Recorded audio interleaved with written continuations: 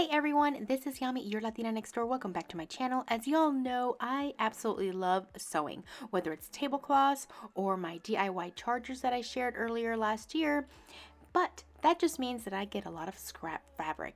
Now I have this jar in my craft room where I put my scrap fabric, but I had so much from last year that it just wouldn't fit anymore, so I thought, why not make something out of it finally?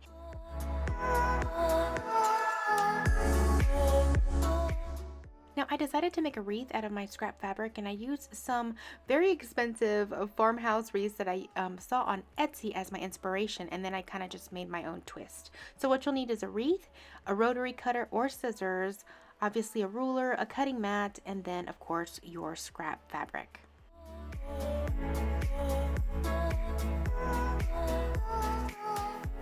Now, what I wanted to make were 3 by 3 inch squares, but I started off making a 6 by 3 inch rectangle, and then I would cut those in half.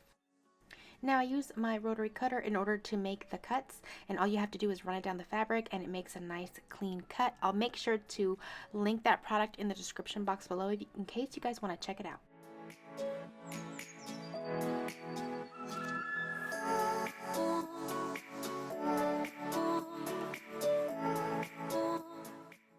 Now you will have to make a lot of squares for this, so you can always double up the actual fabric and then cut them in twos and it'll go a lot faster.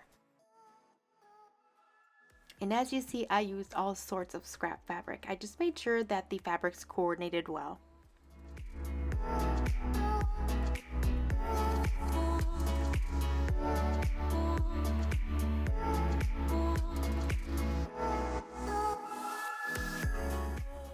So after I had all of my little squares cut, I tried to figure out how I wanted the little pieces to look, and basically I just kind of folded them together and decided to glue them on the bottom. That way they created like a little flower.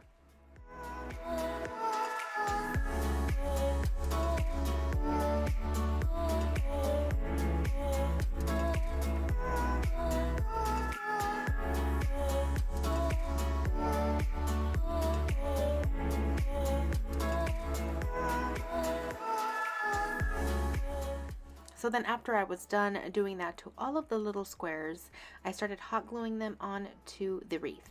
And I tried to make it into somewhat of a symmetrical pattern, that way they didn't look all over the place. So that's what you'll see me do in a minute.